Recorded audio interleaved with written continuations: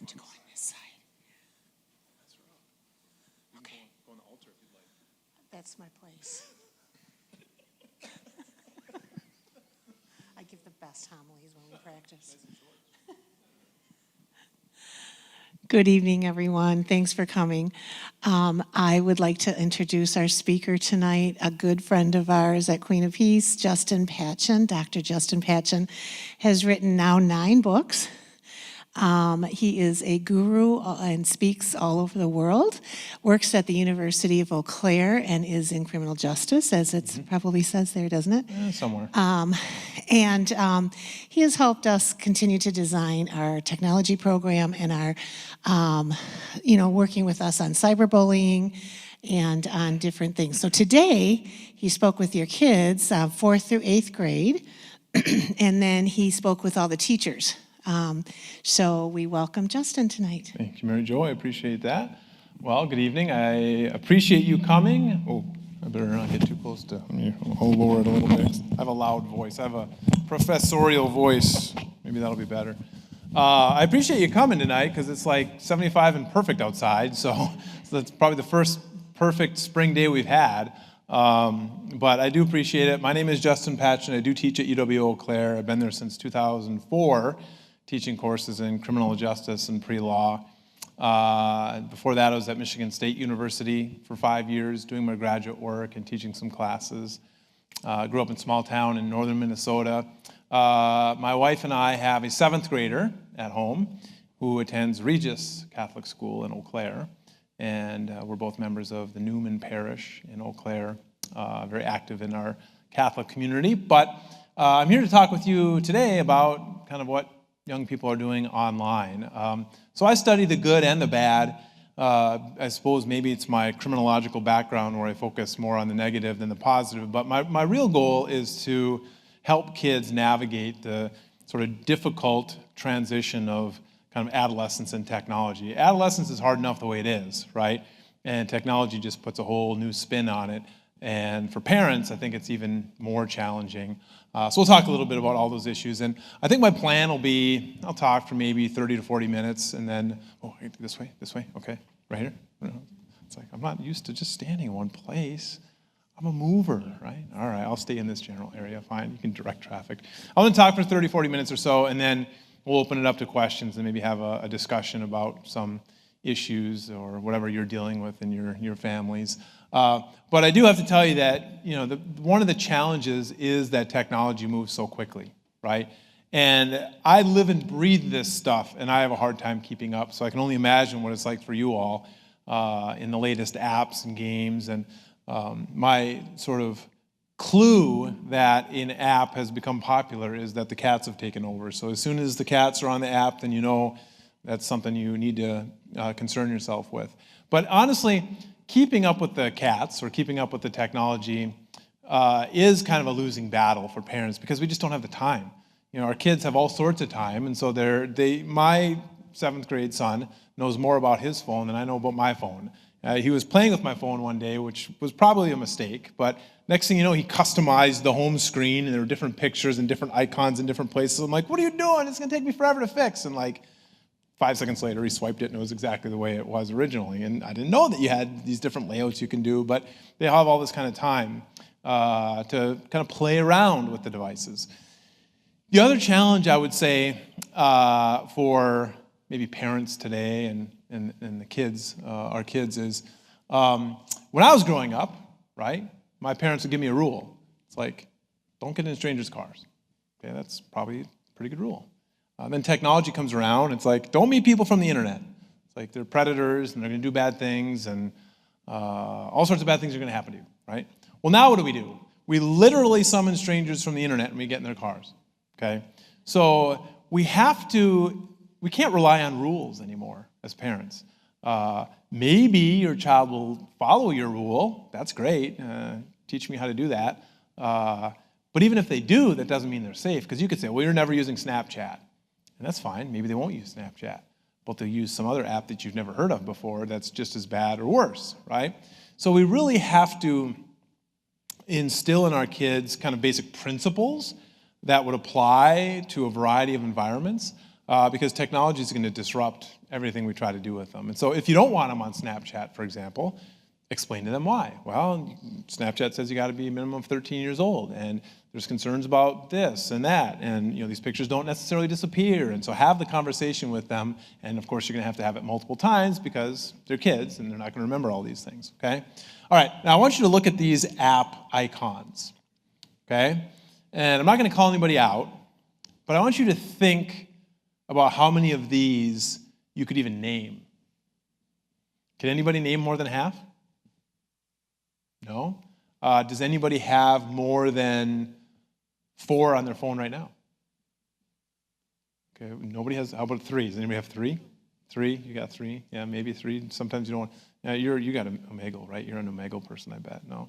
Do you guys know what Omegle is? Yeah, you don't want to know what Omegle. So maybe Instagram looks familiar, right? Snapchat we'll talk about. TikTok down here. I'm not going to go through and list them all. That's the other challenge is. I've been here many times, several times over the last probably 7, 8 years, and if I was focusing on a particular app, it would probably change every time I come because the apps evolve. I mean, TikTok has really blown up in popularity in the last 18 months, 2 years. Who knows what it'll be next time I come here? So that's another reason why we can't get so focused on apps. Instead, we got to focus on general principles of using them safely. I'll talk more about that in a minute. But I want to give you some statistics, and I gave these statistics to the students. I don't think they appreciated them quite as much as we as adults appreciate them, but every second there's about 1,200 pictures or videos uploaded to Instagram. Every second. About 5,800 tweets posted to Twitter. Every second. That's just Elon Musk, right? Snapchat, almost 70,000 snaps are sent every single second. It's kind of hard to wrap your brain around, how much snapping that is, right? But Snapchat is super popular. Facebook currently stores more than 300 petabytes of user data. There was actually a student who knew what a petabyte was. Does anybody know what a petabyte is? Your kids are smarter than you are. Yeah, he actually knew it. Well, he's close at least. Petabyte is 1,000,000 gigabytes or 1,000 terabytes, right? And I don't know how much data that is, so it was explained to me in a way that I can sort of understand, and that is, and this is how I explained it to the students, let's say you really like music, and you have an external hard drive that's 1 petabyte, and you filled it up with all your favorite music, right? So it's 1 petabyte of music. If you put that in a playlist, and you pushed play, the music wouldn't stop for 2,000 years. And that's 1 petabyte, and Facebook's got more than 300 of those. And you might say, well, that's fine. I'm not on Facebook. Well, it's not Facebook anymore, right? What is it? You know what it is? No, well, TikTok, obviously, a whole new realm of possibilities, but it's Meta. Because remember, Meta is the new kind of parent company of Facebook, and Meta owns Facebook and Instagram and WhatsApp. That was one of those icons.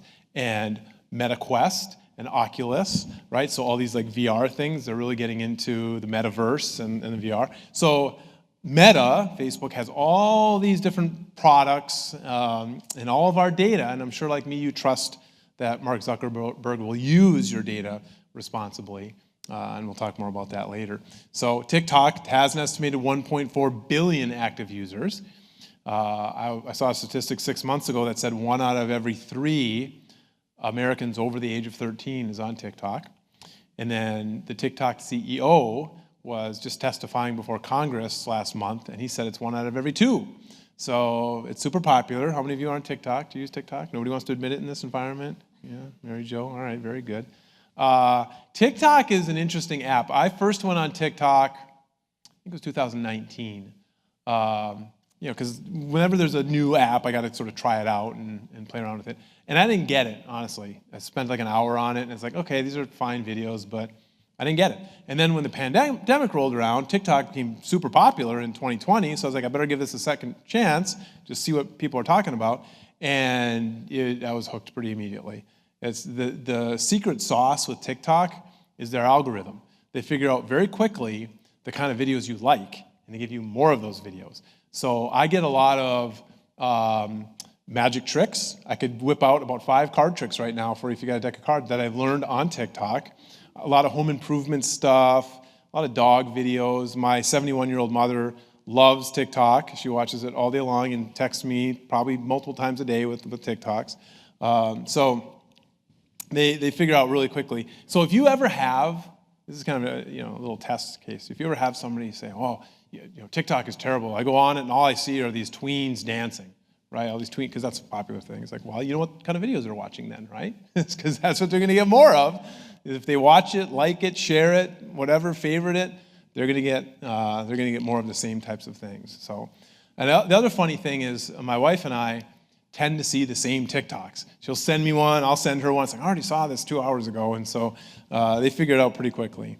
And it can be a sticky app. The concern about TikTok that maybe you've heard in the news is it is owned by a company that is from China, and so the concern about data and where that's going. But frankly, I'm assuming everybody's sort of tracking what we're doing, and so who really knows what's going on? But I'll talk more about that a little bit later too. And then finally, YouTube is the world's second most visited website, second most popular website visited. Anybody know what number one is? Google's correct. Does anybody know who owns YouTube? Google's correct again. Yeah, they own the top two, right?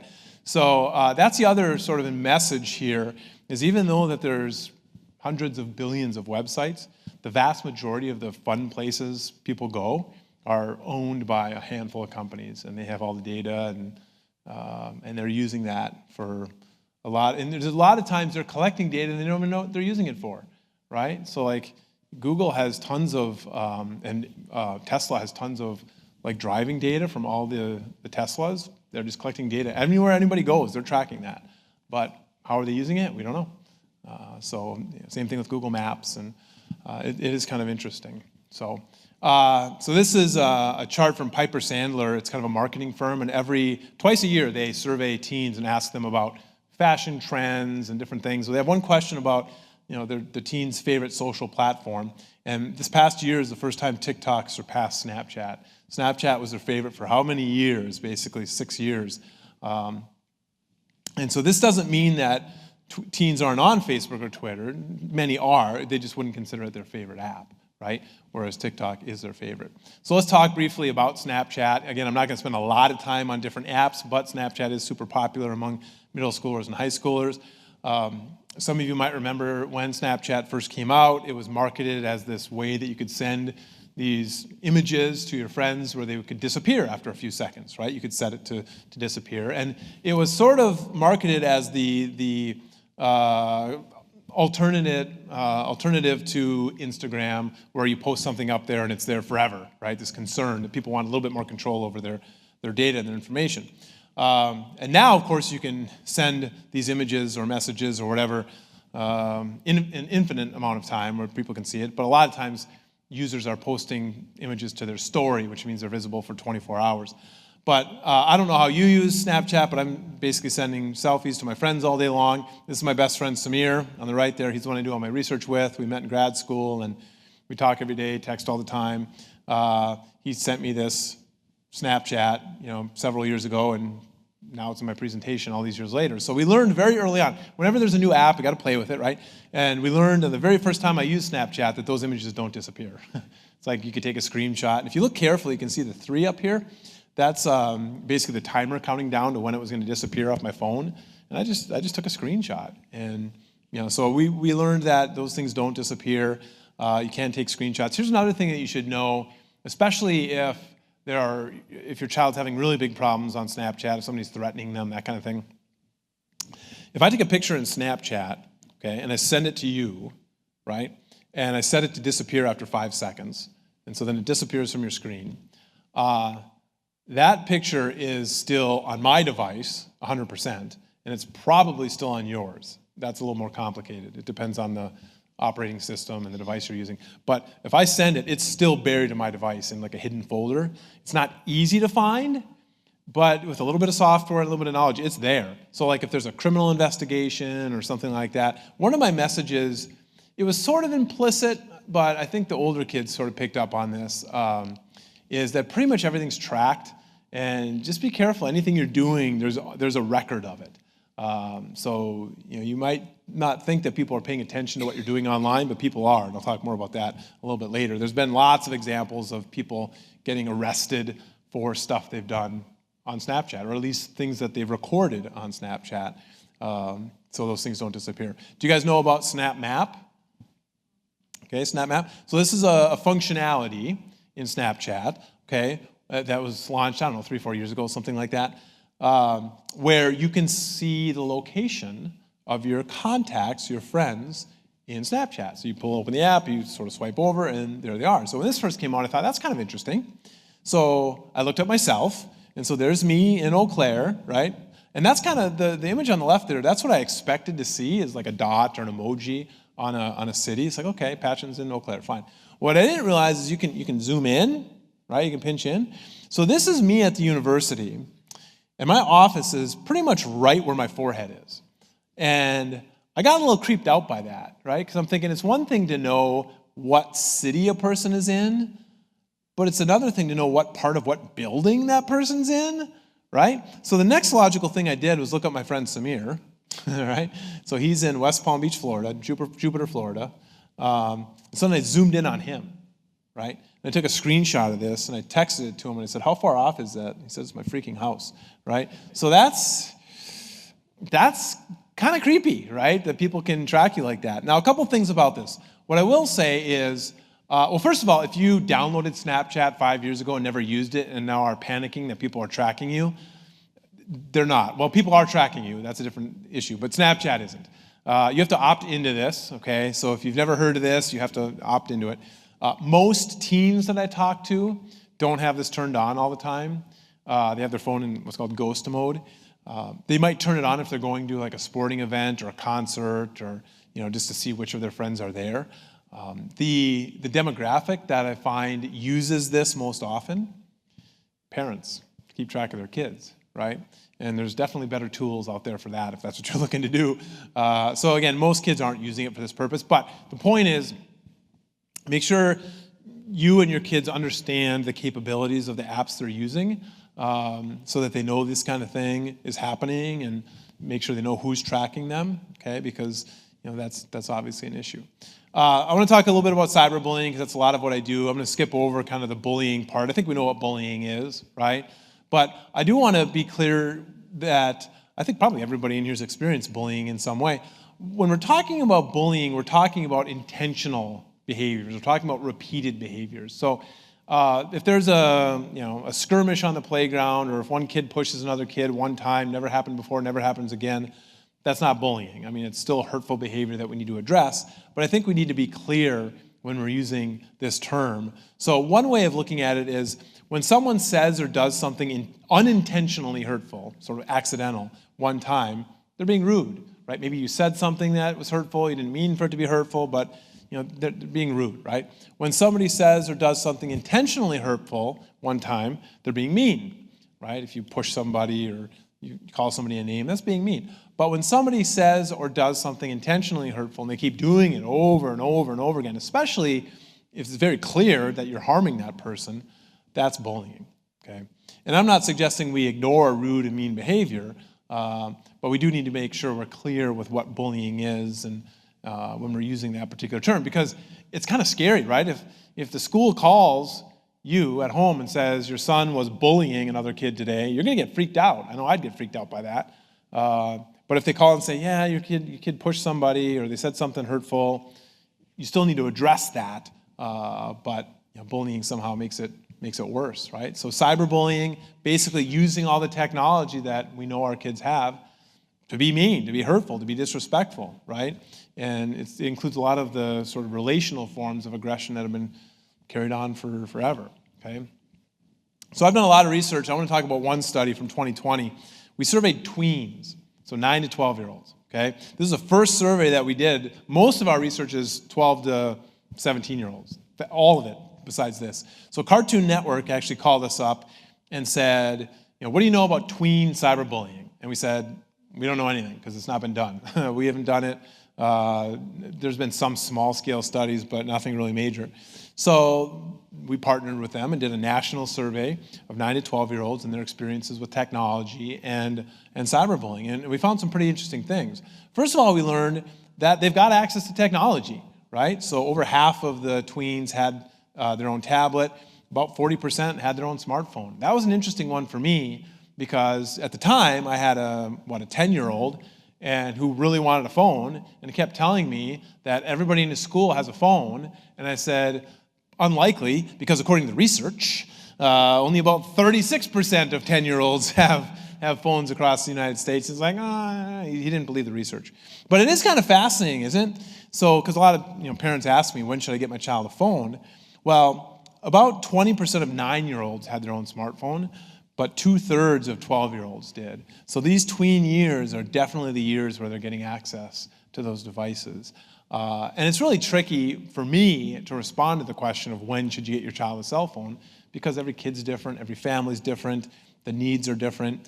But my bad response to that question has always been, get your child a phone at an age that's a little bit younger than what your gut is telling you is appropriate, right? Because your gut's probably saying, I'll get them a phone when they turn 27. As long as they're off my insurance, right? Then we can... No, but the key here is, if you wait too long, there's really a magic window, okay? So here's a sidestep for a lecture on developmental psychology or adolescent development. Children are very attached to parents, right? They want to please their parents, they follow the rules, you're the most important person in their life, right? Adolescents don't care about their parents unless you're feeding them or giving them money or taking them. They care about their friends, right? Their peers. And so there's that developmental stage where the influence shifts to peers. So what you want to do is hit that sweet spot where they're still old enough to understand their responsibility, but still sort of attached to you versus their friends, right? Because if you wait to give them a phone until they're, let's say, 15 or 16, now they really don't care about you as much as their friends, and so they're going to get all the dirt from their friends on how to misuse this thing. If you can give them a phone when they're still a child, 11, 12, 13, whatever that is, you can establish a lot of rules. They'll be willing to follow those rules. You can sort of establish a basis of good behavior before it's too late. So, and I've definitely run into situations where sometimes kids who are 14, 15, parents won't get them a phone. They have a phone, right? They'll get an old phone from a friend, and parents don't even know about it. So, again, start a little bit younger and put a lot of rules in place, right? So we decided as a family we're going to get our son his cell phone right before so it was like a month before middle school. So I think he was 12. He must have been 12. Or maybe 11 and a half, almost 12. And we put a ton of rules on it, right? So he can't use it after 8 p.m. It's essentially not functional during school hours. He doesn't have social media. He can only text a few people. And that's fine with him. And he loves watching videos. And the other thing is I'm lucky in the sense that because of what I do, my son, he's sat in a lot of my presentations since he's been like 3 years old, and I can use him as my guinea pig, right? So when I set him up with YouTube, I'm on an advisory board for YouTube, and so I can mess with, they have this thing called SUPEX, Supervised Experience. So I say, okay, I need to try these different tools, and you need to let me know, if you see anything inappropriate, right? Because I got to bring it back to YouTube if there's anything inappropriate, right? So it's kind of this learning thing. It's like, okay, if you see anything inappropriate, you let me know. Okay, no problem. So like 2 weeks later, he came up to me, right? And he handed his phone over, and it was a video. And I watched it, and I didn't quite know what was going on here. It was, I wish I would have saved it so I could remember what it was. But basically, it seemed like it was a video of a college kid going back to his house, during the middle of the day, and his parents were in their bedrooms, and there were loud noises, and it was just kind of this weird thing, right? And so my son didn't quite know what was going on, but he knew it was bad. And so he had to turn it over to me, right? And so I said, okay, well, thanks for sharing this with me. And he's like, you going to tell YouTube? And I was like, oh, I'll let him know that just keep letting me know if you see anything that's inappropriate. So I can kind of use my job and my research to my advantage when it comes to his technology use. We just actually set him up with TikTok like a month ago, but partially because I wanted to try out some of their features. They have like a family pairing thing. They have restricted mode. So I said the same thing. If you see anything, any swear words, anything inappropriate, let me know, and I'm going to take it to TikTok, and we're going to set them straight, right? So it's kind of an experimental thing. So again, you can use some of that to your advantage too. Say, oh, I went to this presentation, we're talking about all these apps, and can you show me how to use Snapchat? Do you know about SnapMap? Or how do you use these different apps? And uses it as an opportunity to share it in their world online. Not surprisingly, about 15% of the tweens had experienced cyberbullying at some point in their life. That's a little bit lower than what we see in middle school and high school, but it's still enough, right? So that's certainly problematic. And it affected them pretty deeply. It affected their feelings about themselves, their friendships, their physical health, definitely affected them at school. It affected the girls more than it affected the boys, which was a little surprising, but maybe not. Maybe it shouldn't have been. And then this was really useful for us. So we asked the tweens who had been cyberbullied, what worked to stop it, right? And blocking the person on the site, ignoring the person, reporting it to the site, but telling a parent was up there as number 2. 51% of these kids said telling the parent actually helped stop it. Because when we ask this question to teens, parent is like 30% or 25%. They're just not telling us. So this just speaks to, again, that parent-child relationship, okay? So this is how cyberbullying has changed over the last, 6-7 years. We don't have the 2020 data in here because these are middle and high schoolers. So we've surveyed them in 16, 19, and 21. And not surprisingly, this top line is regular school bullying, and that went down a lot with the pandemic because a lot of kids weren't in school in 2021, right? But the cyberbullying did go up a little bit. And we're hoping to collect data like next week. We wanted to collect data like 2 weeks ago, but we're collecting another national sample. So it'll be interesting to see in 2023. What's your prediction? Do you think cyberbullying has gone up or down from that? Any predictions? Probably up. I don't know. I don't know what to because I know that the bullying number is going to go back up. It's just a matter of how far. But yeah, I don't know. We shall see. Okay. So then, what do we do to try to prevent and kind of help our kids navigate some of these challenges? Again, there's lots of different places online. One of the things I told the students, if they're on social media, remember, technically they need to be 13 or older to be on social media. That's a federal law, actually. The websites, the apps would love to have younger kids, and so that's why they're doing. So the federal law basically says kids can't consent under the age of 13, and all these apps are collecting data on them. So you're not supposed to be on them if you're under 13.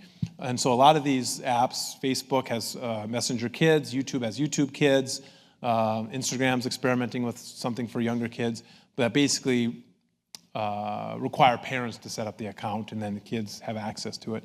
But I told the kids that if they're on social media, they definitely need to have their profiles set to private, right? So even if you're, 11-year-old, let's say you think your 11-year-old is responsible enough to be on Instagram and they want to be connected to their cousins or their auntie or their grandparents, that's fine probably as long as you're controlling the site and if they have it set to private, because then the only people that can see what they're posting are these people that they're connected to. But especially as you get into middle school and high school, there's this desire to have a lot of followers online, right? Have a lot of friends. And so they tend to accumulate these friends and followers, people they don't know, people they meet one time, because their follower count needs to be high, on Snapchat or Twitter or whatever it is. And then they post all sorts of crazy stuff, right? Pictures, videos, blogs, and now these strange people can see what they're posting, and that's when they can get themselves into some trouble, right? So we have to remind them of some of those concerns, right?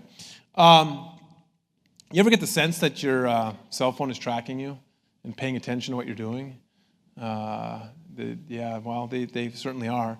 So a few years ago, I was in my office at the university, and I took a break from doing some work, and I was on my phone, and I was just scrolling through Twitter, mindless stuff. And I noticed that a friend of mine had tweeted that he got stung by a bee, right?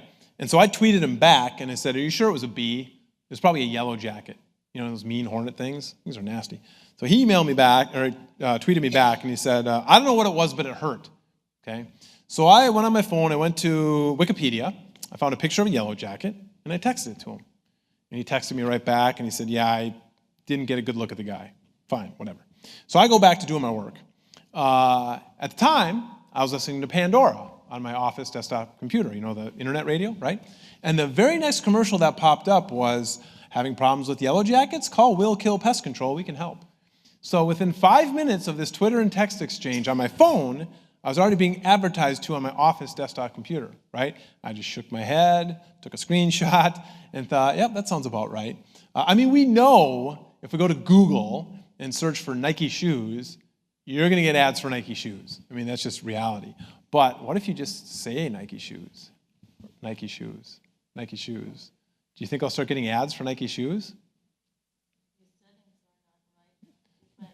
You certainly have given permission to Snapchat, TikTok, Facebook to use your microphone.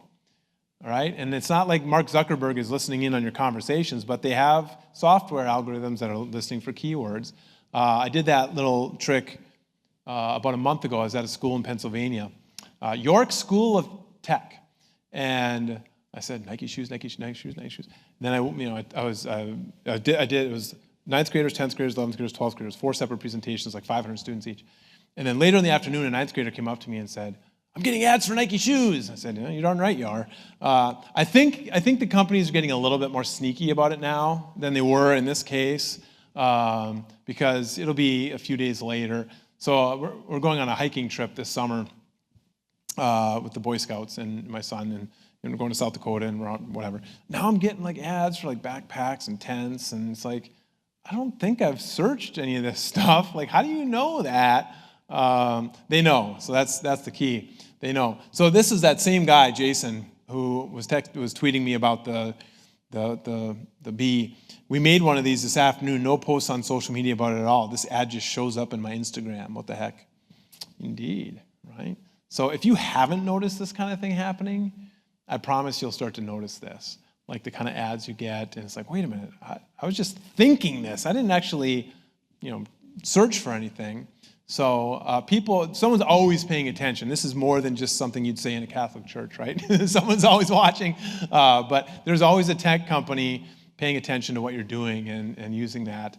And so that's important for kids to know, to hopefully they make good decisions online in terms of where they're going and what they're saying, right? That somebody is always keeping track of that, for sure.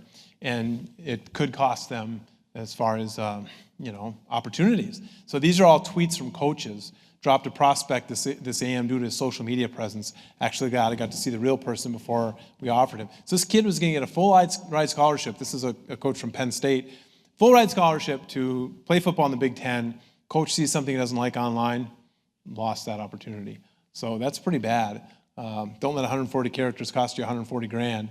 So there's definitely examples, a lot of really terrible examples where students have missed out on some pretty amazing opportunities because of what they've posted online, right?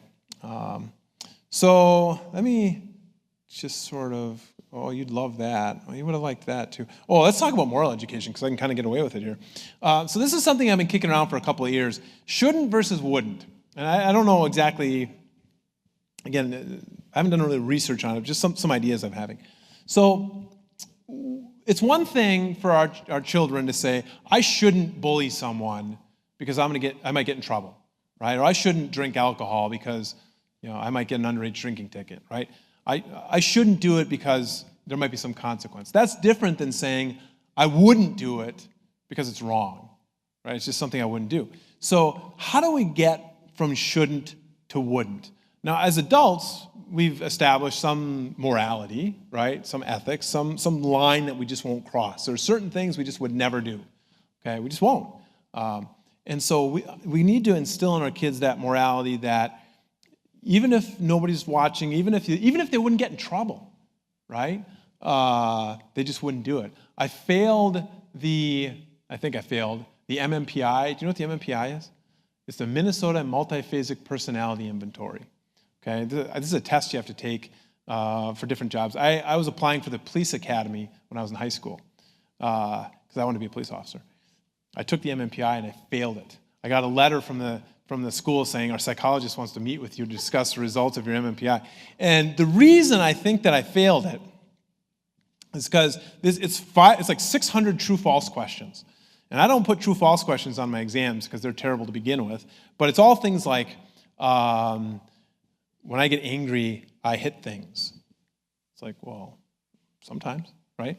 Or there was one like, if I knew I wouldn't get caught, I would sneak into a movie theater. So I'm looking at these questions and I'm thinking, no, I wouldn't. But a normal person probably would, right? So I'm trying to think like a normal person. and not like this neurotic person that doesn't want to break rules, right? So I went back and forth, and I'm like dripping sweat. It's like 2-hour thing. So I failed the test. So I didn't end up going, and that was actually a blessing, of course, because I didn't end up going to be a police officer, and I went to get a 4-year degree, and the rest is history. But so whatever it is, and I think it's parenting. I think it's religious institutions. I think it's all sorts of things that we need to stress morality in our kids so that they do make good decisions in a variety of situations. And this is another thing I've been kicking around the last couple years is this term vicarious supervision. I don't like the term. I invented that term, but I still hate it. I wrote a blog post on this, and I want to do I've collected some data on it, but here's what I mean by vicarious supervision.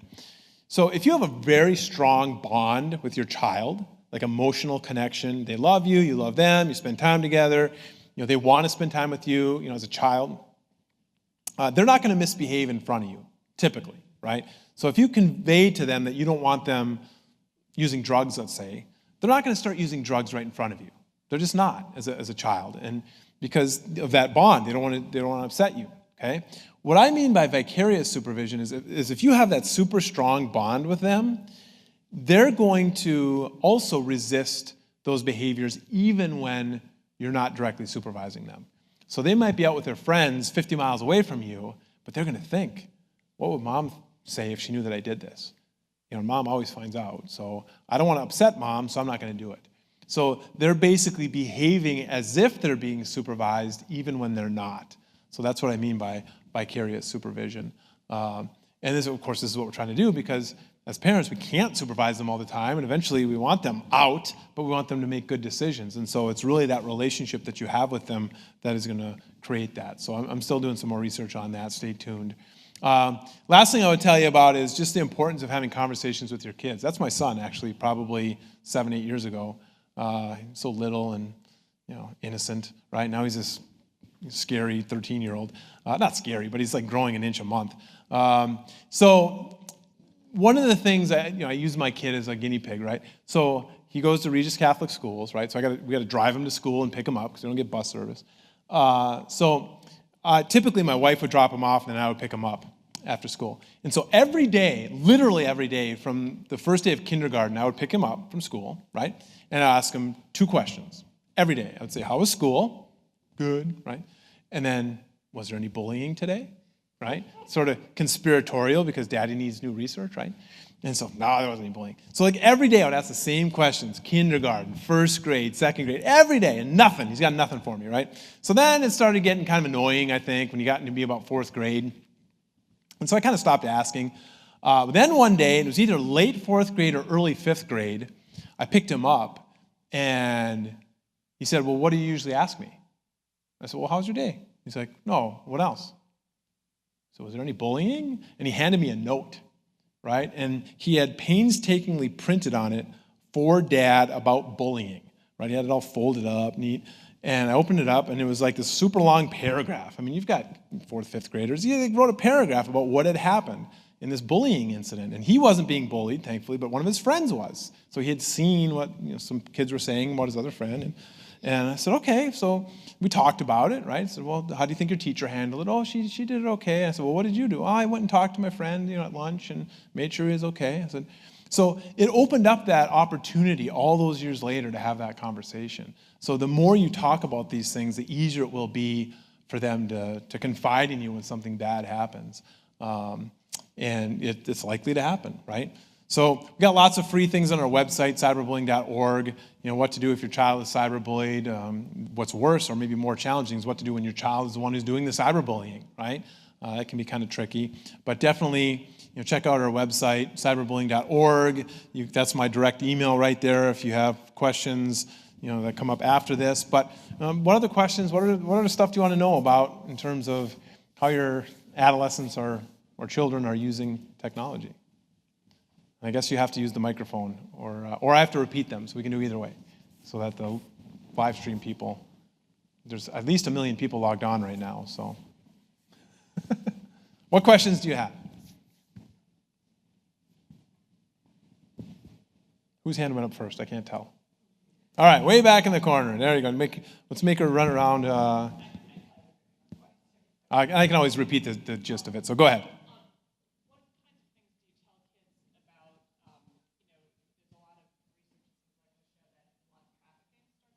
Yeah. No. Yeah. Yeah, so the question is about trafficking, and there is a lot of trafficking. I don't want to say a lot. I mean, more, let's put it that way. There's more of that, a greater concern about that today than there's ever been. It is important, I think. So, I didn't address that directly with the kids. Again, age-wise, it's a little tricky. But I think indirectly it was addressed from the standpoint of being careful what you're posting online, who you're connecting with. What I've told my son and what I would encourage parents to tell their kids is, technology's great, the internet's great for meeting new people, but be skeptical. And if you're developing a friendship with somebody online, especially if they're relatively young, middle school certainly and younger, keep us as parents in the loop. You just have to be open with them about the potential risks of this person might not be who you think they are, right? And obviously never plan to meet anybody who you only know from online, because you never know. I used to say, I've been doing a lot of research on kind of AI and generative kind of stuff. I used to say that we're living in a good time when it comes to these kinds of problems, because you can do like a video chat, right? So if your kid's developing a relationship with, or a friendship, whatever, with somebody online, you could FaceTime them, Skype them, whatever, and you can actually see that they're not some, old, predator or whatever. Now it could be tricky, because they have like artificial intelligence models that can literally create a fictitious person who can communicate with you. So it's only getting more difficult. But the gist of it is just having conversations with them about these concerns, like, hey, you never really know who this might be, and keep in contact with me about who you're interacting with, because I'm going to be open-minded about it, and we're going to allow you to have these online relationships, but again, you just never know what the negative, what their intent might be in terms of these bad things. But yeah, it really is kind of age. You have to have an age-appropriate conversation with them. What you tell them at 10 is definitely a lot different than at 16 when they start driving or having more autonomy and freedom. It's scary. Yeah, it is. It's right in your hand, yeah.